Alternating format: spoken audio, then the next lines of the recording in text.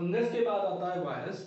अच्छा, वायरस जो है, पहले ही मैं बता दूं आप लोगों को, वायरस का इफेक्ट जो है आजकल पूरी दुनिया देख रही है। आप देख रहे होंगे कितनी मौतें हो रही हैं कोरोना वायरस की वजह से। So please be inside your house and be safe. Please like my channel and subscribe it. If you have any kind of problem related to the topic which I am teaching, then ask them in comment. Thank you. तो हम पहले पढ़ लेते हैं virus के बारे में। A virus is a sub-microscopic infectious agent that replicates. Replicates का मतलब है duplicate करना.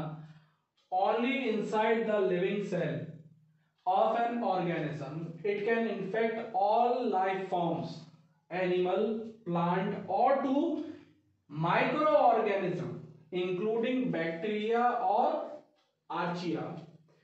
After entering the living organism, it attaches itself to cell and a host. A cell is forced to rapidly produce thousands of identical copies of original virus. For example, coronavirus. इसका Latin word में बोला जाता है simply liquid or poison. They are the most dangerous microorganism on earth. Name of few diseases: Marburg virus, Ebola, coronavirus, rabies, hantavirus, HIV, smallpox, dengue, SARS, COVID. It is a family of coronavirus. They can spread through touch, saliva, or even air, and through blood also.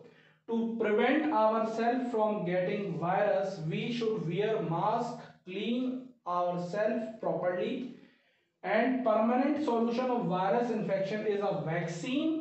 जैसे for example hepatitis, HPV for cancer and polio, जो drop के रूप में दी जाती है। So first of all please right it carefully. अब आप जब सबने लिख लिया है तो मैं वायरस के बारे में समझा देता हूं। वायरस होता क्या है? तो वायरस जो होता है एक माइक्रो ऑर्गेनिज्म होता है, प्रीक्रियोटिक सेल होता है, जिसके पास आरएनए और डीएनए तो होता है बट जीवन नहीं होता है। हम इसे कायदे में माइक्रो ऑर्गेनिज्म भी नहीं कह सकते अगर प्रॉपर तरीके से हम चले तो, क्योंकि इसका प्रॉपर बेस नहीं है ना भाई। ये इसकी जो खासियत होती है वो ये होती है कि ये जब एक होस्ट के अंदर सेल से अटैच हो जाता है, उसके बाद उस होस्ट के सेल को फोर्स करता है कि वो उसी वायरस को डुप्लीकेट करे या रेप्लिकेट करे, जिससे वो कुछ ही क्षण भर में यानी कुछ ही टाइम में, for instance, they become from single to thousands and thousands to lakhs. आप समझ रहे हैं कितनी रैपिड ग्रोथ होती है इनकी। मगर जब तक ये एटमॉस्फेयर में है, होस्ट से बाहर हैं, इन्होंने जब तक एक होस्ट को कैप्चर नहीं करा है तब तक ये डेड के समान है, यानी कि दे आर डेड। मगर अगर जैसे ही ये होस्ट पे कब्जा कर लेते हैं, as soon as they capture the host and enter its body and attach to the cell, they start replicating. सबसे बड़ी बात, इनकी कई वायरसेस की तो मेडिसिन है ही नहीं, इनके सिर्फ वैक्सीन्स हैं जो कि बचपन में ही लगवा लेने चाहिए, जिससे बच्चा जो है उस बीमारी से इम्यून रहे। अगर आप नहीं लगाते हैं तो ये बीमारी जानलेवा होती है। Virus is the most dangerous micro organism on this earth. सबसे ज्यादा जानलेवा जो माइक्रो ऑर्गेनिज्म है, जो सबसे ज्यादा इस धरती पे जीवन लेता है, वो माइक्रो ऑर्गेनिज्म वायरस ही है। आप एग्जांपल देख सकते हैं कोरोना का, इबोला का और रेबीज का। रेबीज जो थी वो अर्ली 1900s में आई थी इंडिया में और उसने काफी लोगों की जान ली थी। ये तकरीबन 75 से लेकर 80 साल पुरानी की बात है, 75 to 80 ईयर्स की बात है, वर्ल्ड वाइड में आई थी। इसने बहुत लोगों की जान ली थी। इसके भी वैक्सीन्स और इसके भी मेडिसिन बनी थी।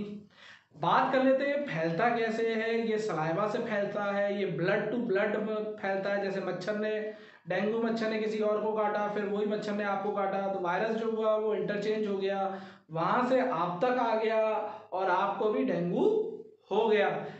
For example HIV/AIDS same case है, ठीक है, एबोला का भी सेम केस है। ये अपने होस्ट पे कब्जा करते हैं, उसके बाद रैपिडली अपनी डुप्लीकेसी या रेप्लिकेशन बढ़ा देते हैं, जिसकी वजह से होस्ट के इम्यून को टाइम ही नहीं मिल पाता कि वो उससे लड़ पाए। इसलिए हमें हैवी वैक्सीन्स लेनी पड़ती है, हैवी मेडिकेशंस लेनी पड़ती है।